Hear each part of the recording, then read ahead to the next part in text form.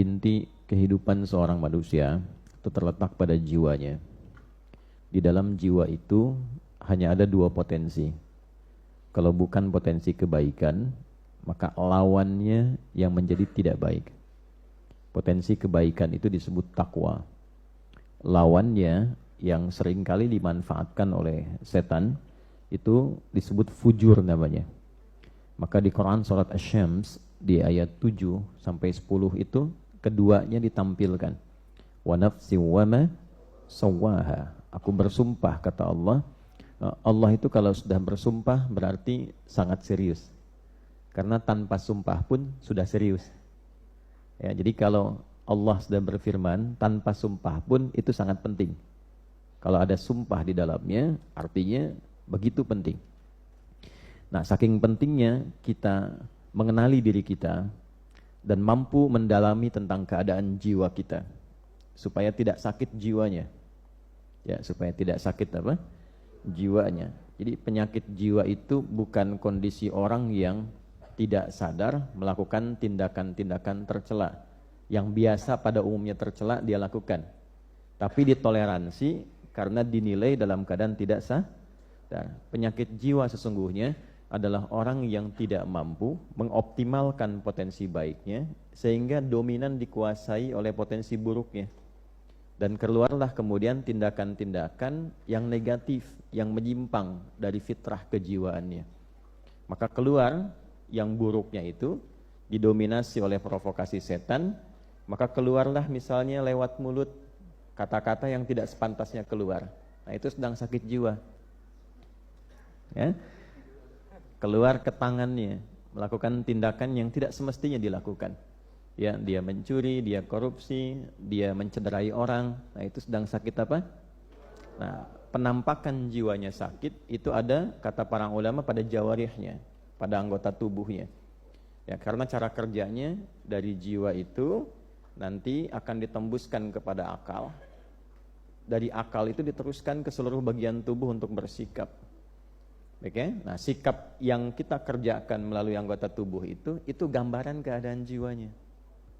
Ya, jadi kalau misalnya tampil sesuatu yang baik, artinya dominasi yang ada pada jiwanya itu begitu positif. Ya, sebaliknya bila yang keluar itu sesuatu yang tidak baik, ini menandakan ada persoalan serius dalam jiwanya. Itu poinnya. Karena itulah kemudian Allah begitu banyak di dalam Al-Quran membimbing kita.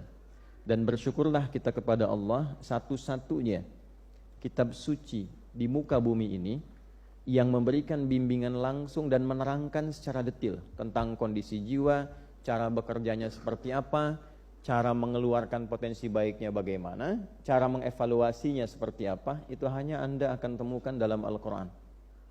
Itulah inti kehidupan kebaikan disebut takwa. Karena itu sering kita temukan di dalam Al-Quran amanat-amanat untuk meningkatkan takwa. Meningkatkan itu artinya mengeluarkan potensi itu sebaik-baiknya. Meningkatkan jiwa yang baik untuk dibawa ke lisan, dibawa ke mata, dibawa ke telinga, dibawa ke tangan, dibawa ke kaki. Nah, untuk mengeluarkan potensi takwa itu kan butuh cara kan? Sama dengan kita mengeluarkan potensi ilmu harus belajar kan? Caranya belajar dengan membaca, menganalisis, memahami dari mulai pendidikan anak usia dini, kelompok bermain KB, TKA, TKB, habis itu S semua kan?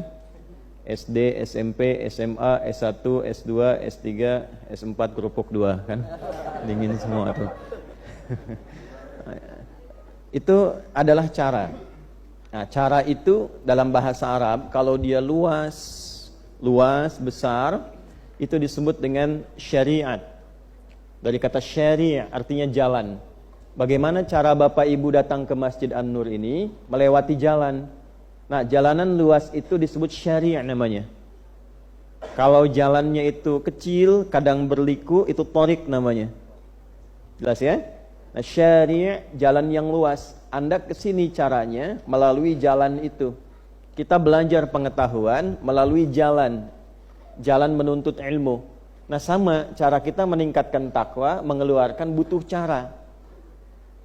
Nah, cara kalau dikumpulkan dalam bentuk ajaran disebutnya syariat namanya. Maka kita temukan di dalam istilah Islam itu ada syariat Islam. Syariat itu cara kita meningkatkan takwa, supaya takwa itu keluar membuat diri kita semakin lebih baik. Jadi orang itu kalau sudah berislam, mengerjakan syariat, pasti jadi baik. Tidak ada orang Islam yang tidak baik, kecuali yang mengatakan dirinya muslim tapi tidak mengerjakan jalannya, sehingga tidak mampu berislam dengan cara yang baik. Bapak Ibu boleh cek, saya kan sering katakan di berbagai kesempatan, kenapa Islam itu ketika dituntun oleh Nabi Muhammad SAW dan dipraktekkan, dituntun dan dipertontonkan di kalangan masyarakat, dipilihkannya oleh Allah di tingkat kriminal yang tertinggi pada masa itu, sehingga disebut jahiliyah. Kenapa tidak di tempat orang-orang yang mungkin sebagiannya ada yang baik gitu, tapi dipilihkan yang memang tingkat kriminalnya paling tinggi, untuk menunjukkan betapa istimewanya Islam itu. Bisa merubah orang yang tingkat kriminal tertinggi, titik nadir bahasa kerennya itu, yang paling buruk, tiba-tiba bisa berubah, bertransformasi bahasa kininya, menjadi pribadi terbaik yang kebaikannya melintasi zaman. Dikenal sampai sekarang. Padahal belum pernah ketemu. Gitu kan? Pernah ketemu Umar enggak? Bukan Umar yang jualan soto itu, bukan ya. Umar bin Khattabnya. Belum pernah kan? Ya, tapi kan sampai hari ini kita dapati namanya kan. Sampai nama itu diduplikasi, ditiru. Pengen punya nama anak ya, namanya Abu Bakar. Pengen punya nama anak Umar. Ada nggak yang namanya Abu Dzar Al-Ghifari? Ya, padahal Ghifar itu dulu itu adalah kota begal. Ya, jadi semua orang yang suka begal itu di kampung Ghifar. Al-Ghifari itu artinya kampung begal. Ya.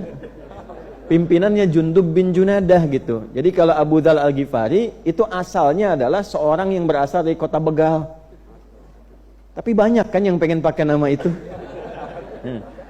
Karena setelah masuk Islam, tiba-tiba beliau berubah jadi orang baik, yang kebaikannya luar biasa, dan merubah kampungnya dari kampung begal menjadi kampung terbaik di masanya.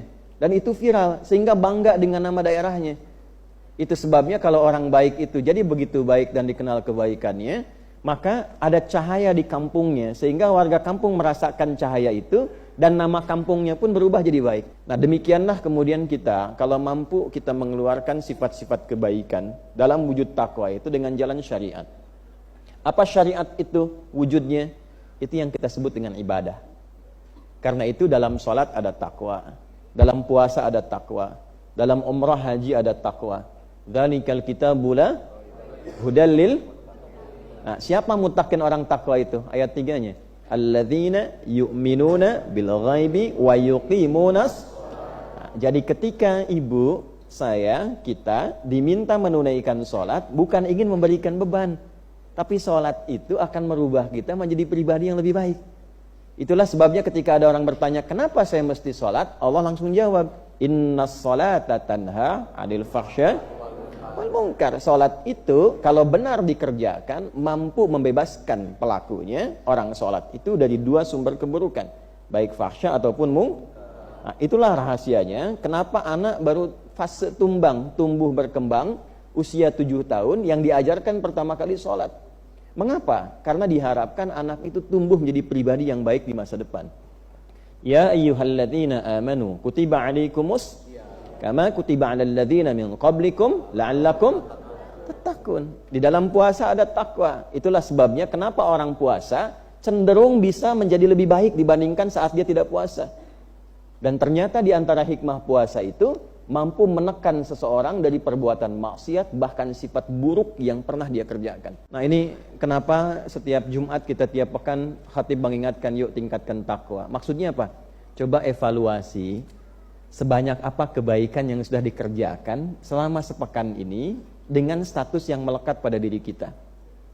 Misal datang ke Jumat ya, ketika mendengar khatib mengatakan, jamaah sekalian, mari kita tingkatkan takwa. Lekatkan statusnya. Sebagai anak, berapa kebaikan yang telah kita munculkan kepada orang tua. Sebagai suami, berapa kebaikan yang telah dikumpulkan yang mampu diberikan kepada istri.